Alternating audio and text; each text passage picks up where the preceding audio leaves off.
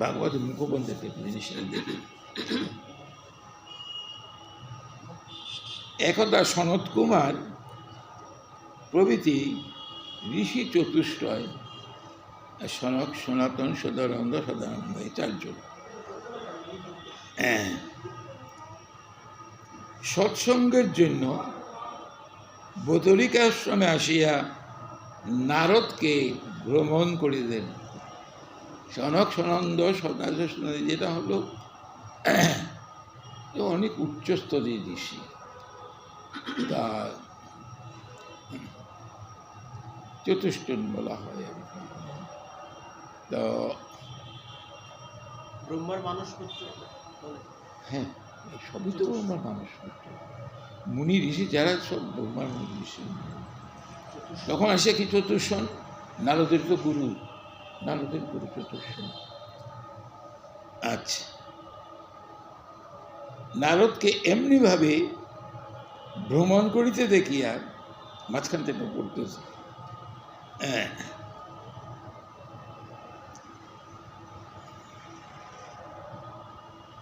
দেবর্ষিকে জিজ্ঞাসা করিলেন, দেবর্ষি, হে ব্রহ্মণ, আপনি দীন ও মুখ এবং চিন্তা কাতর। আপনি খুব দীনতা অতীন হয়েছেন, অর্থাৎ চিন্তা কাতর। কেন আপনার এতটা দীন কি ধনে এবং চিন্তার কারণটা কি? তার আপনি এত দ্রুত গতিতে কোথায় যাইতেছেন? আপনি আসক্তি রহিত হইয়াও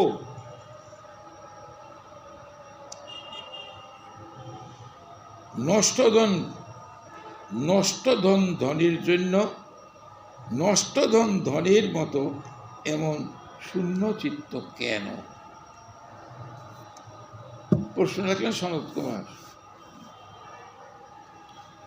নারদ বলিলেন, আমি পৃথিবীকে উত্তম স্থান মনে করিয়া ভ্রমণ করিতে প্রবৃত্ত হইয়াছিলাম। পৃথিবীকে উত্তম স্থান মনে করিয়া, পৃথিবী তো উত্তমই, এই পৃথিবীতেই তো ভগবান লীলা করে গেছেন। ভগবানের লীলা এই পৃথিবীর পরি হয়ে গেছে। অর্থাৎ পৃথিবী তো ধন্য, মহাধন্য। পৃথিবীর মাত্রা তো ধন্য তো কেউ হইতে পারেনি।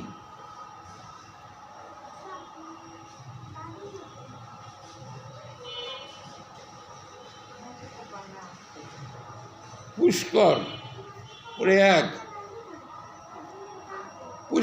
প্রয়াগ, কাশী, গোদাবরী, হরিক্ষেত্র নিমিষারণ্য, কুরুক্ষেত্র, শ্রীরঙ্গ, সেতুবন্ধ, শ্রীরঙ্গ রঙ্গনাথ থেকে দক্ষিণে আছে, প্রভৃতি সকলটিতে ইতস্তত ভ্রমণ করিয়া মনে শান্তি সন্তোষ এলাম। পৃথিবীতে ভ্রমণ করছে এই সমস্ত বড় বড় তীর্থগুলো। অধর্ম মিত্র কলি এখন পৃথিবীকে পীড়িত করিতেছে।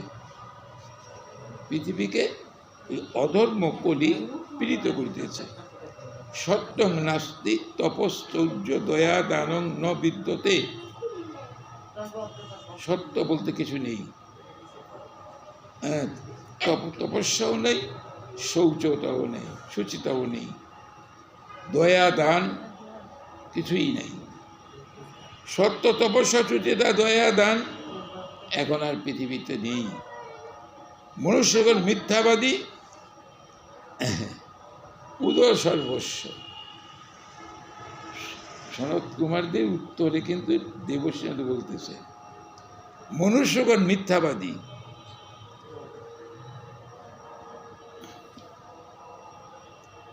উদর সর্বস্ব, মন্দমতি, মন্দভাগ্য, যোগী জ্ঞানী সততার রত,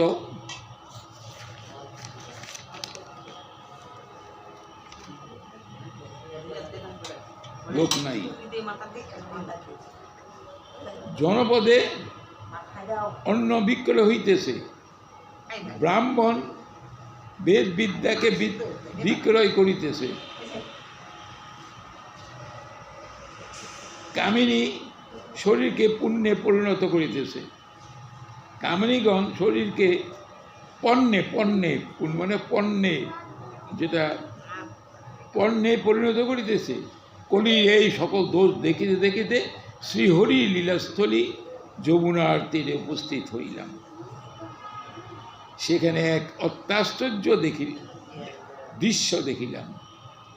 একটি তরুণী বিষণ্ণ মনে সেখানে উপবেশন করিয়াছে। তার পাশে দুইজন বৃদ্ধ অচেতন। অত্যাশ্চর্য দৃশ্য দেখিয়া ভাবলাম এটা কি? শুশ্রূষারত রোদনরতা ওই তরুণী বৃদ্ধদ্বয়কে চেতনাযুক্ত করিতে করিতে নিজের রক্ষকের অন্বেষণে 10 দিক নিরীক্ষিত। নিজের রক্ষকের অন্বেষণে, তাকে যে রক্ষা করবে,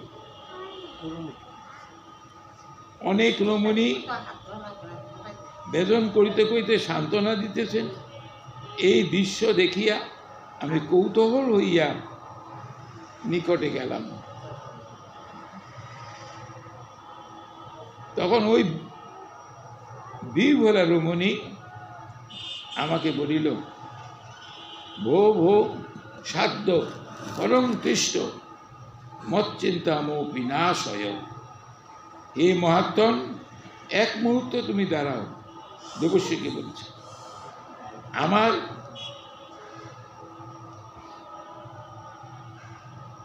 চিন্তা তুমি দূরীভূত করো। আমি তার পরিচয় জানিতে চাইলে ওই তরুণী বলিল, অহং ভক্তি ইতি খ্যাতা ইমে মে তনৌ মত জ্ঞান বৈরাগ্য নামানৌ কাল যোগ জর্জর। এই বাংলাটা হলো, আমি ভক্তি, রমণী বলতেছে আমি ভক্তি, এই দুইজন জ্ঞান ও বৈরাগ্য আমার পাশে যারা আছে, জ্ঞান ও বৈরাগ্য আমার তনয়, মানে আমার ছেলে, কলির প্রভাবে জর্জরিত হইয়াছে। গঙ্গা আদি তীর্থসমূহ আমার সেবার জন্য আসিয়াছে, তথাপি আমি শান্তি পাইতেছি না। হে দেবশ্রী প্রবর, আমার বৃত্তান্ত শ্রবণ করুন। নিজের কথা বলছেন। দ্রাবিড় দেশে প্রকাশিত হইয়া কর্ণাটকে বৃদ্ধিপ্রাপ্ত হইয়াছিলাম। মহারাষ্ট্রে কোনো কোনো স্থানেও গুর্জর প্রদেশে জীর্ণতা প্রাপ্ত হেন। ঘোর কলির প্রভাবে পাষণ্ডজনের দ্বারা বিকলাঙ্গী দুর্বলা হইয়া পুত্রত্বের সহিত শোচনীয় দশাপ্রাপ্ত হইয়াছি। এই ধাম বৃন্দাবনে আসিয়া আমি নবীনা সুরূপা হইয়াছি। ভক্তি বলতেছে, আমি এই বৃন্দাবনে আসিয়া সুরূপা এবং নবীনা হইয়াছি, কিন্তু আমার এই পুত্রদ্বয়ের অকাল বার্ধক্যে ও চৈতন্য শুনতে আমি অতিশয় দুঃখিতা। ভক্তির কথা শুনিয়া আমি নারদ বলতেছে, আমি বলিলাম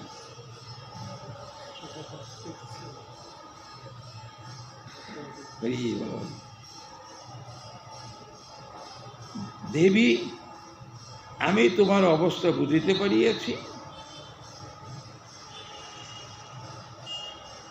তুমি বিষাদগ্রস্ত কার্যে হই, তুমি বিষণ্ণ হইও না, শ্রী তোমার মঙ্গল করবেন।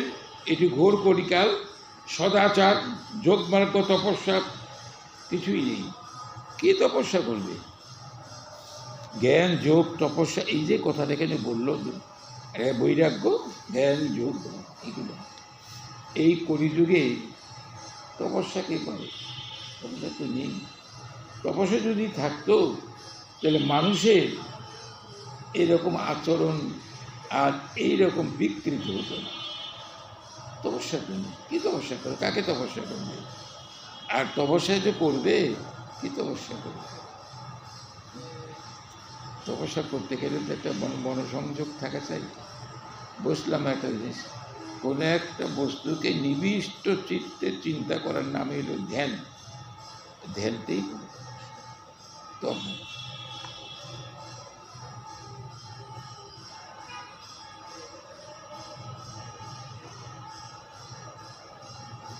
আচ্ছা, বেদান্ত গীতা পাঠ করিতে লাগিলাম।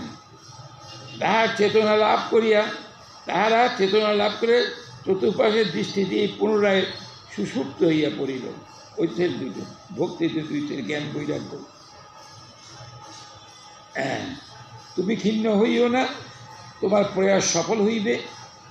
সজ্জন শিরোমণি সাধুগণ তোমাকে যে কর্ম করিতে বলিবেন, তা করিলেই জ্ঞান বৈরাগ্যের বিদ্যত্ব ও মূর্ছা দূরীভূত হবে।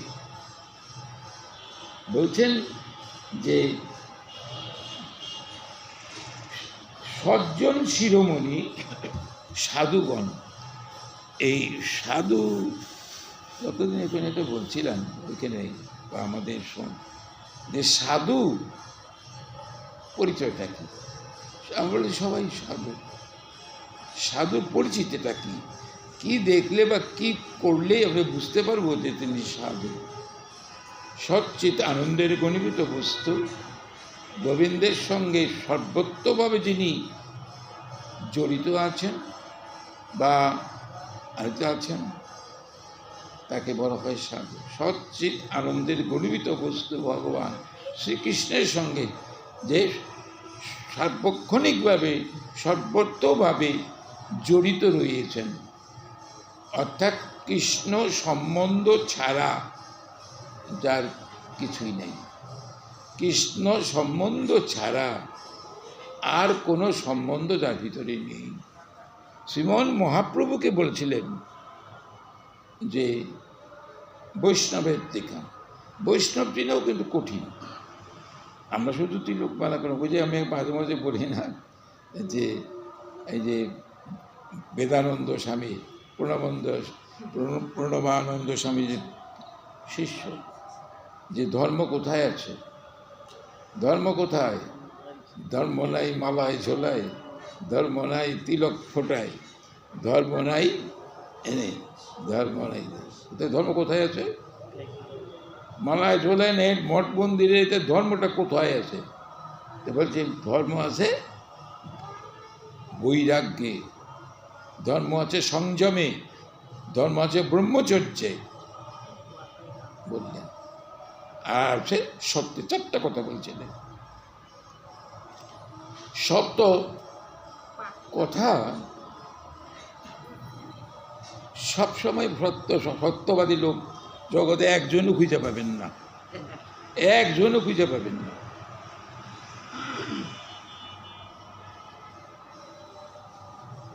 মাথাটা ঘুরিয়েছে। সত্যবাদী মানুষ যে সত্যকে আশ্রয় করে, তার ধর্ম হয়ে যায়, তার তপস্যাও লাগে না, তার কিছুই লাগে না। মানুষ সত্যকে ধরে রাখে। এই সত্যকে তো আমরা ধরতে পারি না। সত্যম সুন্দরম, সত্যম সুন্দরম, সত্য সুন্দর, এই সত্যকে এটা আমরা ধরতে পারি না। তো মানুষ কী করবে? করি যে প্রভাব, করির জীবের লক্ষ্য হলো যে কত অর্থ ধন উপার্জন করব, আমি সুখে শান্তিতে বিলাস ব্যসনে থাকব। মাথাটা ঘুরেছে হঠাৎ।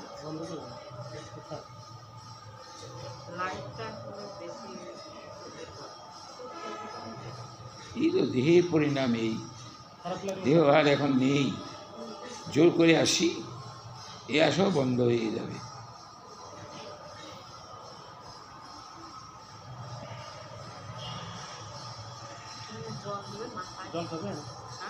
না,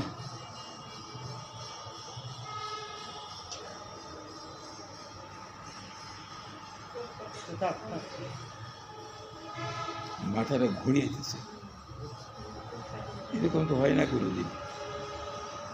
এদিকে জলে খাবার অভাব, একটু জল আছে এখানে?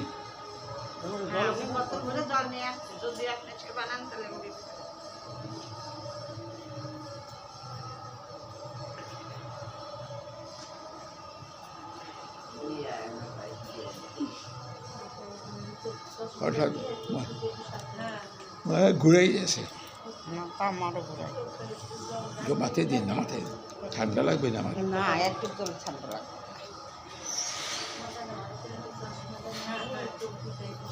দেখেন মেশিনের জন্য জল না যায়। না,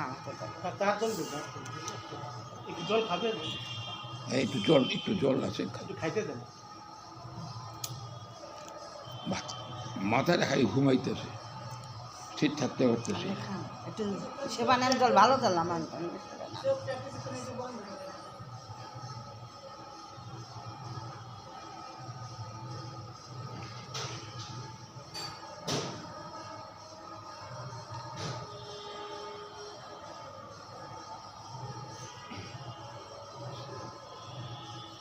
আপনি তো অসুস্থ মানুষ, আমি একটা কথা বলবো, যদি ডাকেন। আমি আদেশ ছাড়া তো করতে পারিনি। আপনি যেদিনকে বেশি অসুস্থ থাকবেন, যদি পাটের লোক না পান, আপনি তো জানেন কালীপদা আমার আসন দিয়েছিল, তাই না? আমি হয়তো সেদিনকে সময়টা কাটাই দিতে পারি। এরা সেদিনকে এদিক ওদিককার লোক পায় না, আর ওই ঠাকুর মাসের টাকা দিয়ে করতে হয়, 3 দিন টাকা দিই নাই, এরা উনি করে না। যদি আপনি, আমার তো এই আসনের অধিকার আমার নেই, তবু আমার গুরু আমার দিয়ে গেছে। আপনি অসুস্থ সবসময় পারেন না, যেদিন না পারেন আমার জন্য এরা জানায়, কারণ মাছ খেয়ে তো আসনে বসা যায় না। আমি সেদিনকে মাছ খাবো না, যদি আপনি আমার আজ্ঞা দেন। আপনি যেরকম দেখছি না, আপনার আসতো এদিক কষ্ট। হ্যাঁ, যেদিনকে আপনি করেন। আবার একটা শুনছি যে গৌর গোপালে আঙিনায় মহিলারা বেশি পাঠ করতে পারবে না। এই যে আপনি মাথাটা ঘুরাইতেছে, একটা বিধান করে আমি এই কথাটা শুনছি যে একটা লোকের মুখেও, যে আমি যে মেয়ে ছেলেরা তো এখানে 11 দিন পাঠ করে, এখানে পাঠ করে, যা যার বাড়িতে সে করে। তো ওনারা এইখানে পাঠ করলে কী অসুবিধা আছে? নারায়ণ সারের মা পাঠ করে নাই? নারায়ণ সারের মা তো পাঠ করছে, সেটা আপনি চিনবেন না, তো অসুবিধা কি? গার্গী মৈত্রেয়ী এরা তো মহা, গার্গী মৈত্রেয়ী এরা তো ভাগবতের কথা বলছে। কোথায় ওনার সাথে কথা বল? আমি কারোর সাথে কথা বলি নাই। এখন বলতেছেন যে দেখেন আমি এটা করতে পারবো না, কমিটি যদি অনুমতি না দেয় আমার পক্ষে এটা করা সম্ভব। এই হলে একটা কথা। আবার আছে থাক, ভক্তরা বসে থাকবে আমার জন্য।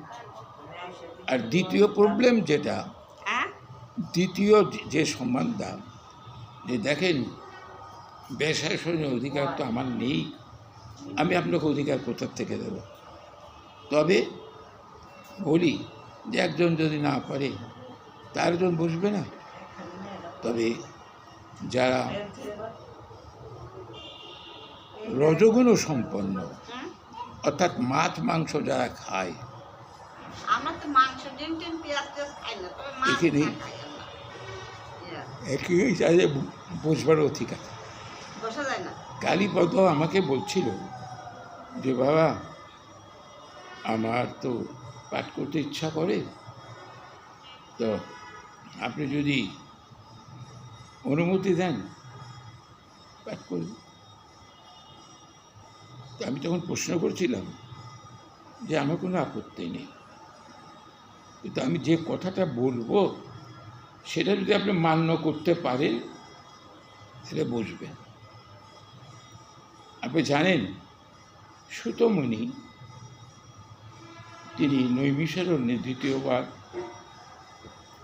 পরীক্ষিত মহারাজের কাছে সুখদেব, শিল সুখদেব গোস্বামী যে ভাগবত আস্বাদন করেছিলেন,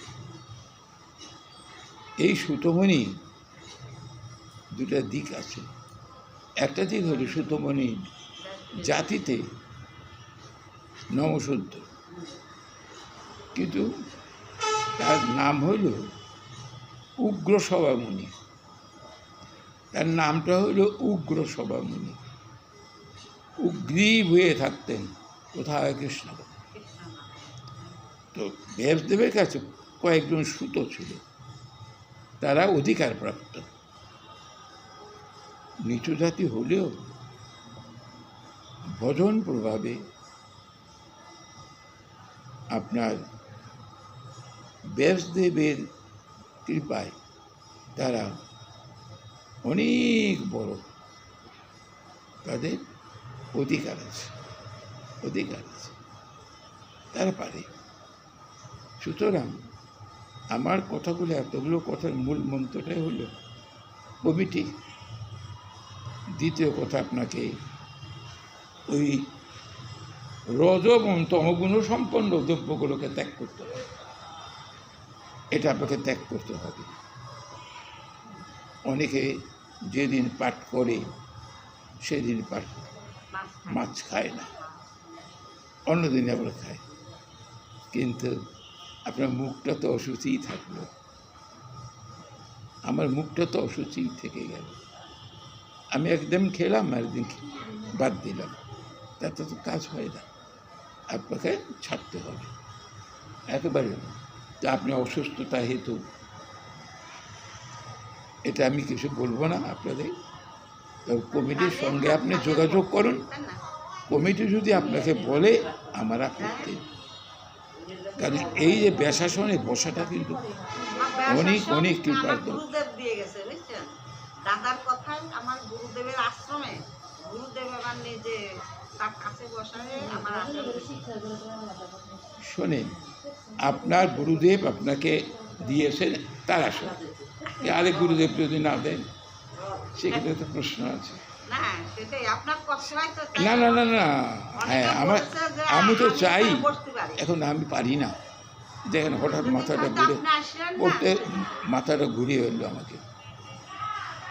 প্রেশার অনেক বেশি, সুগার বেশি, সব বেশি।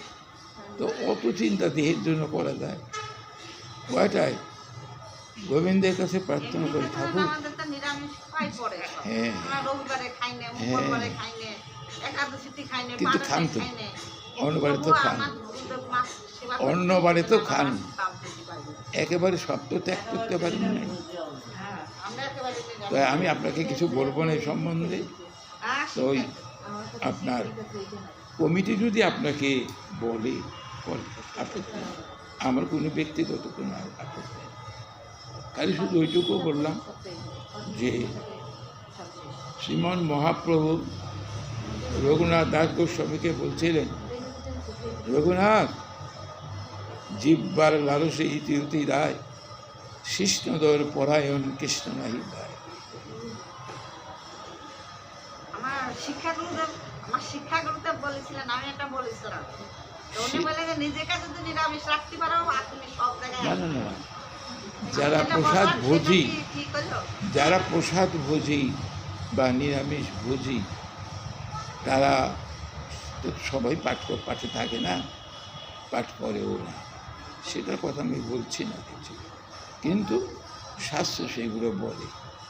যে তুমি সাত্বিক আহার নিয়ে, এটাতে ব্যাসের আসন, তো ব্যাস আসন, ব্যাসদেব, এটা ব্যাসদেবের আসন।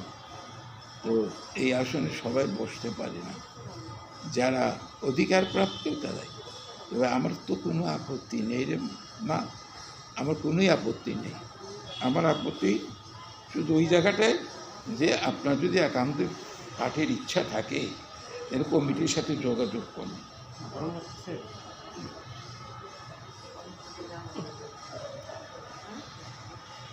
বাসায় চলেন না, রিক্সা বাসায় চলেন। ভক্তরা বসে আছে, আমি পাশে যাবো কেন? আপনার শরীর খারাপ লাগলে তার শরীর খারাপ করে মুড়ি যাই গেলাম। আপনি মুখে জিজ্ঞেস করেন, আপনি না না না, কিচ্ছু হবে না গো। আমি যে যে যে জিনিসটার জন্য আসছিলাম, নৈমিষারণের কথার জন্য। নৈমিষারণটা কি? এই নৈমিষারণ তো কতটা পবিত্র জিনিস, এটা পড়ার জন্য আছে। তাই কোথাও ওই জায়গায় বসে।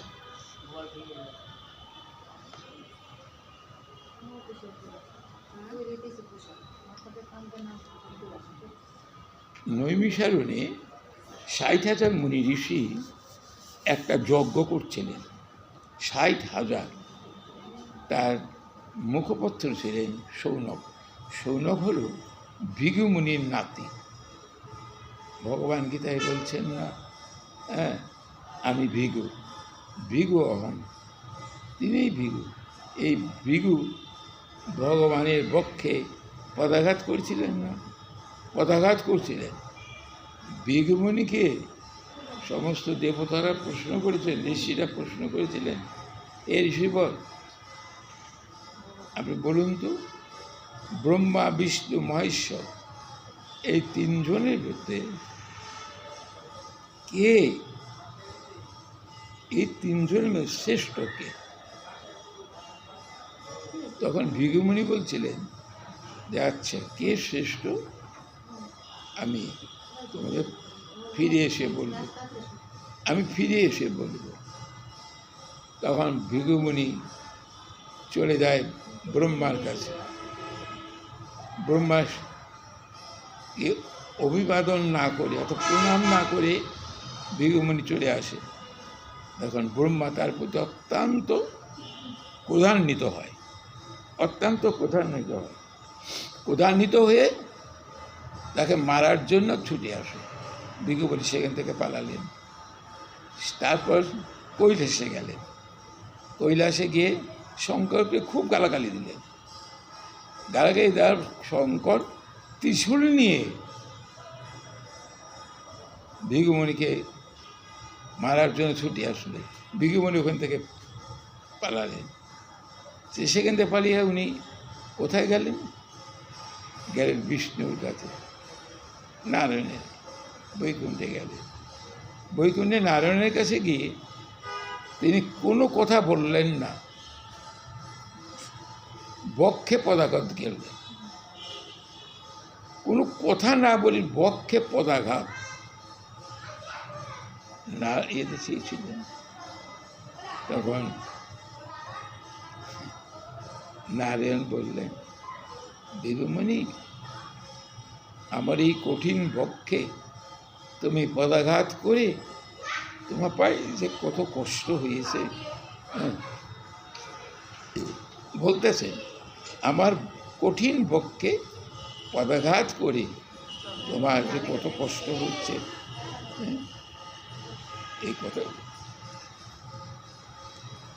এই কথা বলার পর ভৃগুমুনি মধ্যে চলে আসে।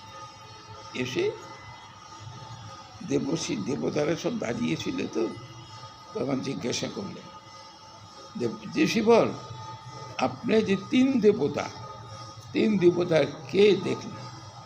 বলে, দেখো, তিন দেবতার মধ্যে বিষ্ণুই শ্রেষ্ঠ, বিষ্ণুই শ্রেষ্ঠ। অর্থাৎ নারায়ণ বলুন, গোবিন্দ বলুন, এই শ্রেষ্ঠ। কারণ তার কোনো ক্রোধ নেই, তার কোনো ক্রোধ নেই। ভৃগুমুনি পদাঘাত তার সে বরঞ্চ তার পায়ে সেই করে এইরকম হলে হয়। আচ্ছা, যেটুকু যাচ্ছি, তখন মুনি ঋষিরা চিন্তা করলেন যে কলির এখন খুব প্রভাব, এই ভগবান শ্রী গোবিন্দ অপ্রকট হলেই কলি এসে আমাদের স্থানগুলোকে গ্রাস করবে। যাতে কলির প্রভাব থেকে রক্ষা পাইতে পারি, আমাদের কি করা করতে হবে, কী করা হবে। তখন ব্রহ্মাকে বলতেছিলেন, ব্রহ্মা তখন বললেন, শোনো, তোমরা কলির প্রভাবের জন্য অত্যন্ত ব্যতিব্যস্ত হয়েছ, তো কলি তোমাদের আক্রমণ করবে না। তোমরা যদি কলি মুক্ত হয়ে তপস্যা করতে চাও, সে আমি ব্যবস্থা করে দিচ্ছি। যে এইখান থেকে আমি একটা চক্র দিচ্ছি, এই চক্রের নেমি মানে লেসটা যে জায়গায় গিয়ে মিশবে, তোমরা সেই জায়গায় আসন গ্রহণ করে সেই জায়গায় তপস্যা করবার জন্য তৈরি হবে। এই কথাটা ব্রহ্মা বললেন। তখন সমস্ত 60,000 মুনি ঋষি তখন ওই চক্রের সঙ্গে যুক্ত শুরু করলেন। চক্রের সঙ্গে ঘুরতে ঘুরতে দিয়ে দেখলেন যে একটা নিবিড় বনের মধ্যে গিয়ে এই নেমিটা মানে চক্রের নেমিটা লেজটা মিশে গেছে। তখন ওইটাকেই তপস্যার শ্রেষ্ঠ স্থান মনে করে ওই জায়গাটাকেই পরিচ্ছন্ন করে নিয়ে যজ্ঞের ভূমি তৈরি করার জন্য তিনি ওকে স্থির করলেন। ওই হইল এই জন্য এই যেহেতু ব্রহ্মা বলছেন যে তপস্যার তো কোনো জায়গা পাবে না, সব জায়গায় কলির প্রভাব থাকবে, তবে এই জায়গাটায় নৈমিষারণ্যে কলির কোনো প্রভাব থাকবে না। তোমরা নির্বিঘ্নে নিশ্চিন্তে তপস্যা করতে পারো। আর দ্বিতীয়ত এটা একটা পূর্ণক্ষেত্র। বরাহদেব অনেক দানব দমন করেছিলেন, অনেক দানবকে দমন করেছিলেন। এই জন্য এর নাম হলো নৈমিষারণ্য। আরও আছে, আরও অনেক কারণ আছে। এই নৈমিষারণ্য হল ভাগবতের দ্বিতীয় স্থান। এখানে সুতমুনি আসছিলেন। শৌনকাদি ঋষিগণ 1000 বৎসর একটা সংকল্প করে যজ্ঞ করে, 1000 বৎসর সংকল্প করে ওখানে একটা যজ্ঞ করছিলেন। তো যজ্ঞের ধুমে তাদের দেহটা অঙ্গার হয়ে গেছে, কালো হয়ে গেছে। যজ্ঞেশ্বর গোবিন্দকে পায় নাই। 1000 বৎসর গোবিন্দকে পায়নি। তখন চিন্তা করলেন যে আমরা তো স্বর্গ কামনায় বা অন্য কিছু কামনায় যজ্ঞটা করি নাই, আমাদের কামনার বস্তু ছিল ভগবানের কৃপা লাভ করা। সে ভগবানকেই তো পেলাম না।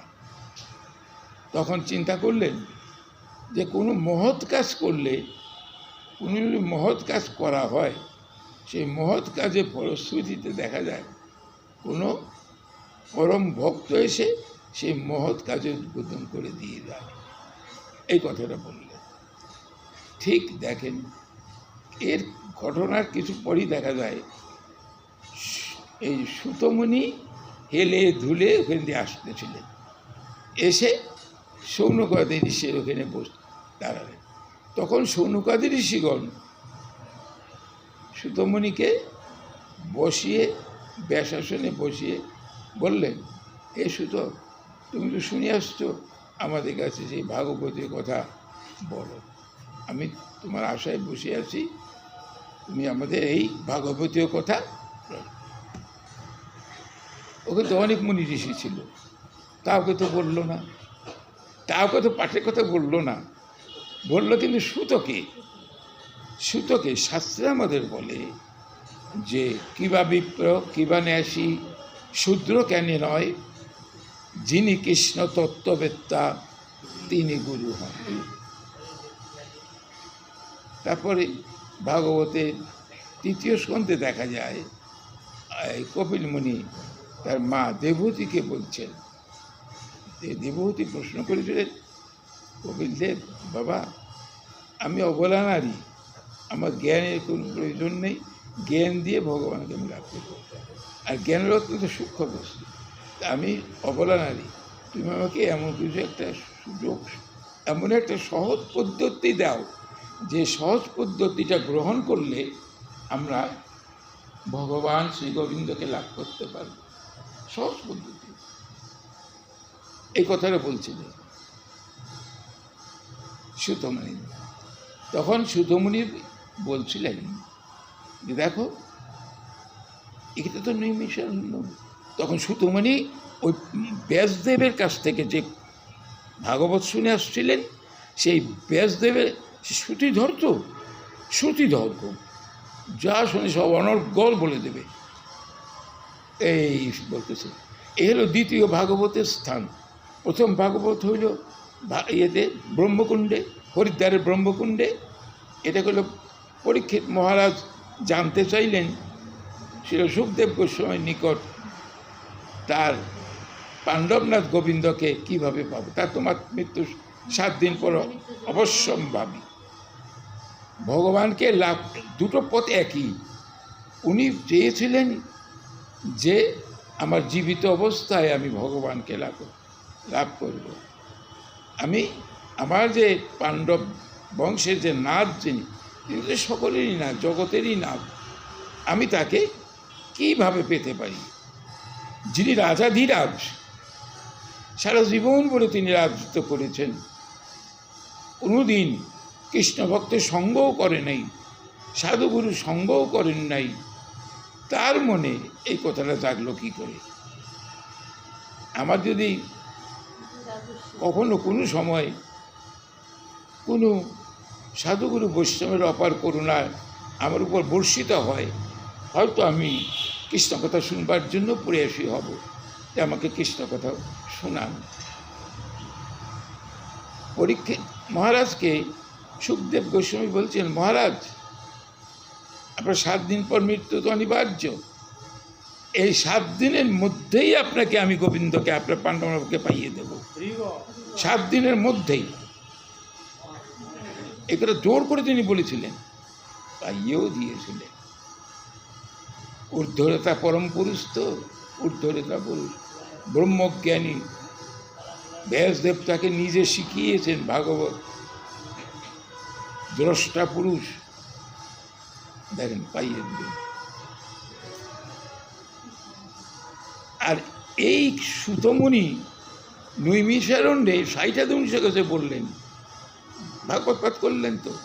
ওদের সৌনক ভাবলেন যে ভাবছিলাম আমাদের যজ্ঞেশ্বর গোবিন্দকে আমরা পাবো, এভাবে যজ্ঞের ধুমে আমাদের দেহটা কালো হয়ে গেল, পাবো, কিন্তু সেটা তো হলো না। কিন্তু আমাদের এই প্রয়াস ব্যর্থ হবে না, নিশ্চয়ই কোনো না কোনো কৃষ্ণ ভক্ত এখানে আসবে, এসে আমাদের মনোবাঞ্ছা পূর্ণ করবে। ঠিক এই সময় এই সুতমণি গেলে উপস্থিত হলেন।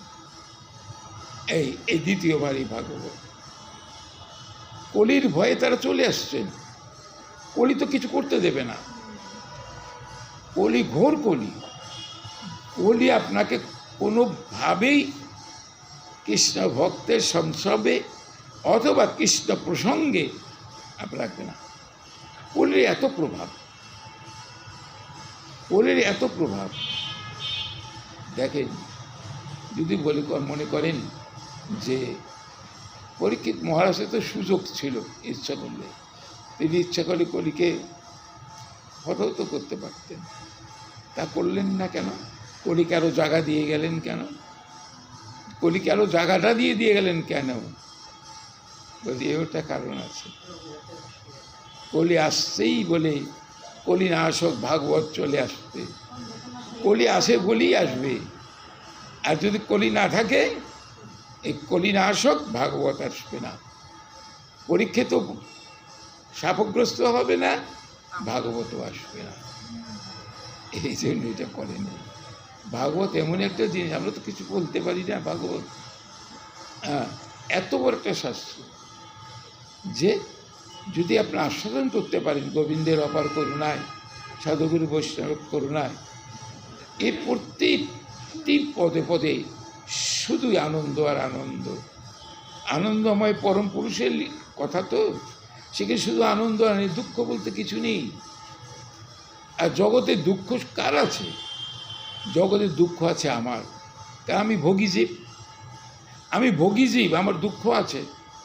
আমার প্রাপ্তি, আমার অভিষ্ট বস্তু না পেলেই আমার দুঃখ, যেটা পেলাম না।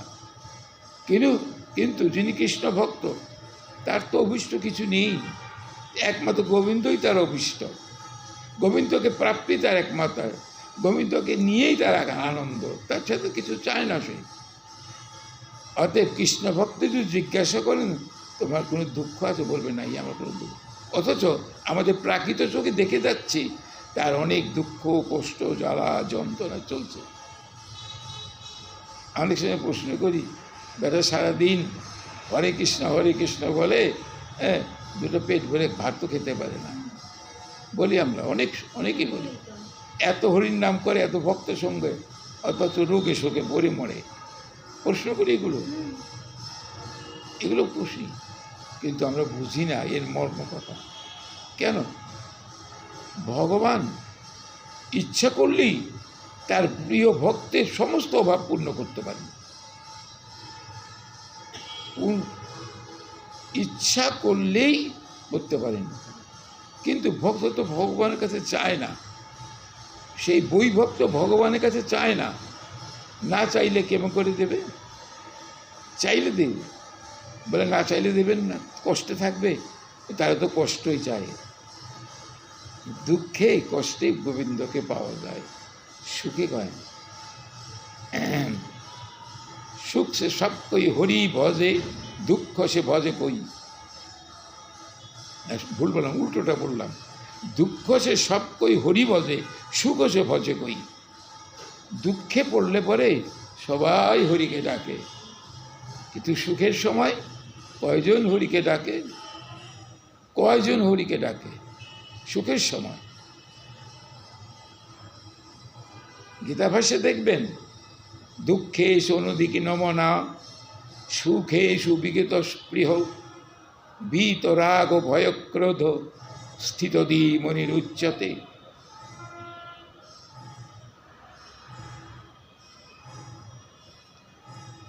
দুঃখে অনুদিগ্নমনা, দুঃখ, বিপদ, আপদ যা আছে, উদ্বিগ্নতা নেই, কোনো উদ্বিগ্নতা নেই। আর যারা সুখ চায় না, দুঃখে অনুদিগ্ন, সুখে বিগত স্পৃহ, এখন স্পৃহা নাই সুখে। এরকম কয়জন পাবেন? স্থিতধী ব্যক্তি কয়জন জগতে পাবেন? ভাগবত তো সবাই পড়ে, দেখেন না? বিল্বমঙ্গল দেবনাথের ভাগবত শোনার জন্য চলে যায়, আমার ভাগবতের না দর্শন তো আসে না। কারণটা কি? আমরাও ভাগবত সেও পড়ি। ভগবান কোনো নিষ্কিঞ্চন ভক্তকে বিশেষ বিশেষ কৃপা করেন, ওই ভক্তের মাধ্যমে তার লীলা কথা জগতে ছড়িয়ে দেন। বিশেষ বিশেষ কারণে এগুলো করে। ভাগবত সবাই পড়ে। কয়জন সুতমুনি পাবেন এই জগতে? একজন খুঁজে পাবেন না। শ্রীমদ ভাগবতের জন্য পাগল পাড়া হয়েছে ছুটে আসা, পাবেন না। ভাগবত এমন জিনিস, যেহেতু বলতে তো পারি না, কৃষ্ণ কথা বলা কি সোজা কথা? প্রশ্ন কেউ করে না, সব তো প্রশ্ন। এই ভাগবতে সবই প্রশ্ন।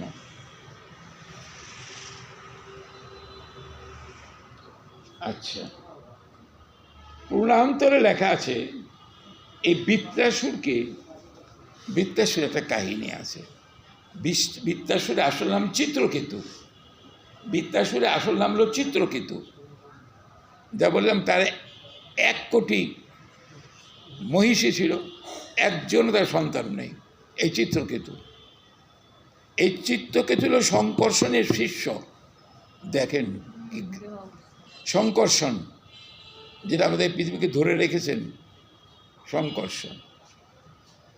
এই শঙ্কর্ষণ শক্তির কৃপা লাভ করে তিনি একবার ভাগবতে বলছেন, যান, ঘুরতে ঘুরতে দেখেন ভগবান কৈলাসনাথ ভোলানাথ উলঙ্গ অবস্থায় মা দুর্গাকে তার বাম কক্ষে রেখে বসে আছেন, আর সামনে সমস্ত মুনি ঋষি।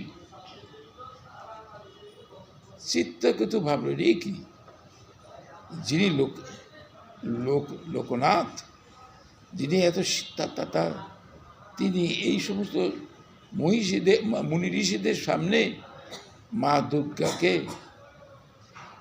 দুর্গাকে উরুর উপর বসিয়ে রাখছেন। তখন তিনি একটা কথা বলছিলেন যে তোমার লজ্জা নেই, এই কথাটা বলছিলেন যে লজ্জা শরম বলতে কিছু নেই এই মহতী সভায়। তখন মা দুর্গা অভিশাপ দিয়েছেন, কি, যিনি লোকদাতা, যিনি সবাইকে শিক্ষা দেন, ব্রহ্মা আদি দেবগণ যাকে কিছুই করে না, আর তুমি অত বড় একজন লোক হয়ে এসছো, যাও তুমি অসুরত্ব গ্রহণ করো, অসুর হয়ে জন্মগ্রহণ করো।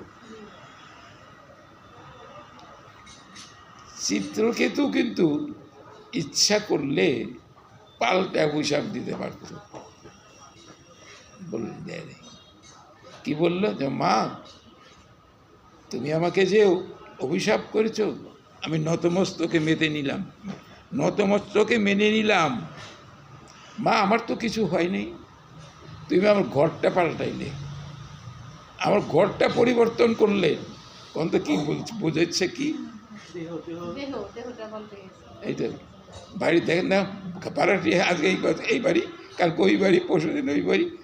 আসলে বলে মা অবনস্তকে তোমার তুমি তো কেবল আমার ঘরটা পরিবর্তন করলে, আমি তো ঠিকই থাকলাম, আমার তো কোনো পরিবর্তন করলে। এখন শঙ্কর বলতেছে, শোনো পার্বতী, দেখছো একজন কৃষ্ণ ভক্তের মহিমা, সে কিন্তু তোমাকে পাল্টা অভিশাপ দিতে পারত, দেয় নেই। কৃষ্ণ ভক্তের মণি, আসলে ঠিক কথাই।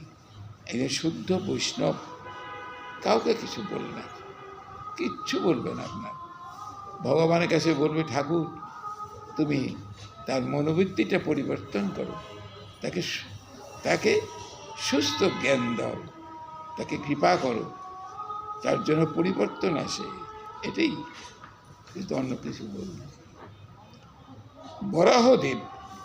বরাহদেব যিনি এই নৈমিষারণ্যে অনেক দানবকে দমন করেছিলেন, অনেক দানবকে দমন করেছিলেন বলে এটা একটা নৈমিষ একটা মহাপুণ্য ক্ষেত্র। এটা আরেকটা আছে, যে কথাটা আমি বলতে আসছিলাম, যে এই চিত্রকেতুই তো হয়ে আসলো।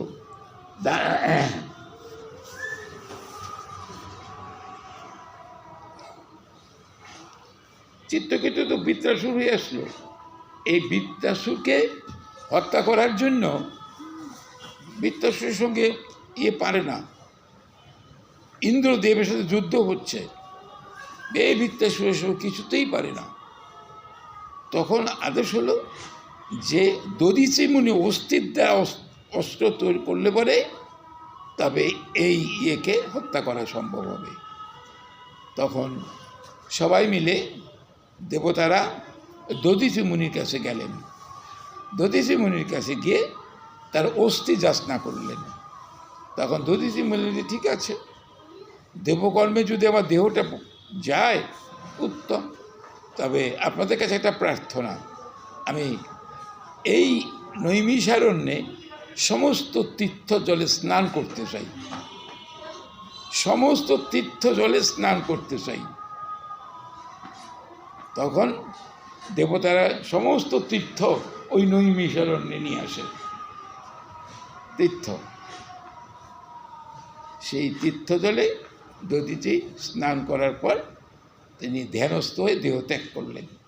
তখন ওখান থেকে অস্থি দিয়ে এই হত্যা করলেন, দানবকে হত্যা করলেন। তো দেখেন এই নৈমিষারণ্য অনেক অনেক পুণ্যক্ষেত্র, অনেক।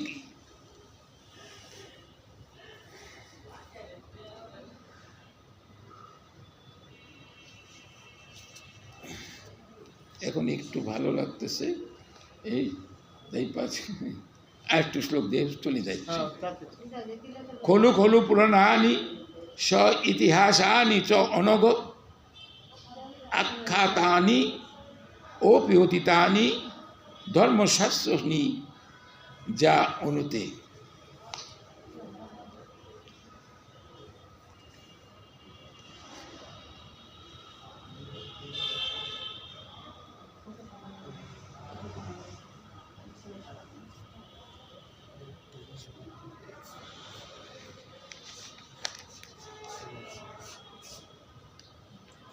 ঋষিগণ সুতকে বলিলেন, হে নিষ্পাপ, অনঘ মানে নিষ্পাপ, তুমি মহাভারত আদি ইতিহাস, মহাভারতকে ইতিহাস বলা হয়, মহাভারত আদি ইতিহাস, পুরাণ, মন্নাদিকৃত ধর্মশাস্ত্র অধ্যয়ন ব্যাখ্যা করিয়াছ, অধ্যয়ন করে ব্যাখ্যা করিয়াছ। তত্ত্বচূড়ামণি ভগবান ব্যাসদেব এবং অন্যান্য সগুণ নির্গুণ ব্রহ্মতত্ত্বজ্ঞ বৈশিষ্ট্যাদি মুনিগণ যাহা জানেন, হে সাধু, তাদেরকে পায় তুমি সেই সমস্ত শাস্ত্র পারদর্শী অসব বৈশিষ্ট্যাদি ব্রহ্মজ্ঞ ব্যক্তি যাহা জানেন তুমি। যেহেতু প্রিয় পাইলে গুরুগণ অতি গুহ্য তত্ত্ব প্রকাশ করিয়া থাকেন।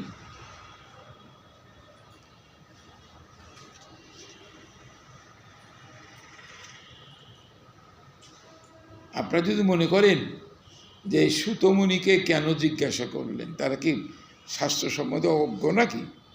তা না, এই সৌনকাদি ঋষিগণ শাস্ত্র সম্বন্ধে যথেষ্ট বিজ্ঞ, যথেষ্ট বিজ্ঞ। তা সত্ত্বেও তারা একজন মহান কৃষ্ণ ভক্ত ব্যাসদেবের শিষ্য সুতমুনির শ্রীমুখ থেকে এই কৃষ্ণ কথা শুনতে চেয়েছিলেন। বক্তা অনেকেই আছে, তার মধ্যে থেকে কৃষ্ণ ভক্ত যার বাকভঙ্গি মানে বাচ্যভঙ্গি সুন্দরতম, কণ্ঠ কোমল এবং সুপ্রিয়, তার কথাই শুনতে চাবে। ভাগবত এমন একটা বস্তু, বিরাট সাধনার ধন। এটা কিন্তু এভাবে হয় না। আমরা যেভাবে বলে যাচ্ছি, এগুলো শিখতে হয়, গুরুর থেকে শিখে নিয়ে ভাগবতে বসতে হয়, কিন্তু আমাদের সেটা নয়। তা যাই হোক, আমি একটু আপনাদের কাছে সামান্য কিছু বলে গেলাম। তো হঠাৎ আমার কেন হলো আমি বুঝে উঠতে পারলাম না। এখন সুগার কি বেড়ে গেল না ফল করলো বুঝতেও পারলাম না। একদিন হয়তো চলে যাবো এমনিভাবেই। তো আপনি যেগুলো বলছেন, আপনি ওই ইয়ে দিয়ে জানান। উনি যদি যেদিন না পারে আসতে, আপনারা যদি আমাকে অনুমতি দেন, আপনি বুঝছেন, আপনি তাদের কাছে জিজ্ঞেস করেন। কারণ আমি দেখেন এখানে অনেক কিছু আমি কোনো কিছুই বলি না। আমি আসছি আপনাদের কাছে ভক্ত সঙ্গ করার জন্য। আজকের কথা তো না, বহুদিন এখানে আমি আছি। তা আবার কোন দিন চলে যাবো, ব্যাস। আমি তাদের কোনো ব্যাপারে কোনো কথা বলি না, কোনো কিছু বলি না। তারা যা খুশি তাই করুক। আমি ভক্ত সঙ্গের জন্য যা একটু করে পাঠ করে চলে আসি। আমি তাদের সাথে কোনো কারণে লিপ্ত হতে চাই না। অনেক কিছু জিনিসই আমার খুব খারাপ লাগে এদের। আমি তো বললাম, গার্গী, মৈত্রেয়ী এরা পাঠ করে নাই। তবে কিছু একটু অসুবিধা আছে একটা জায়গায়, যে জায়গায় যেটুকু আমি আপত্তির কারণ বললাম, যে এটা চেষ্টা করেন ভগবান আর কি। আর যদি মনে করেন যে এটা করতে গেলে আমার দেহ রক্ষা হবে না, তাতে আমি আপনাকে না করব না কিছু। এটা তাদের ব্যাপার, তারা আপনাকে বলে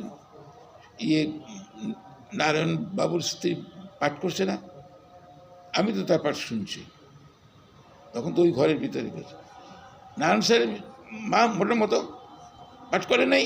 আপনি শুনছেন তার পাঠ? করেছে যে এই যে তো আমরা যেদিনকে পাঠ করি সেদিনকে একটা মাছ খাই, কিন্তু একেবারে নিরামিষ না। কিন্তু আপনি তো আমার গুরুদেবের চেনেন ভালোই, আমার গুরুদেবের তত্ত্ব আপনি জানেন। আমার গুরুদেব বলছে যে নিজেকে রক্ষা করতে পারে সেই নিরামিষ।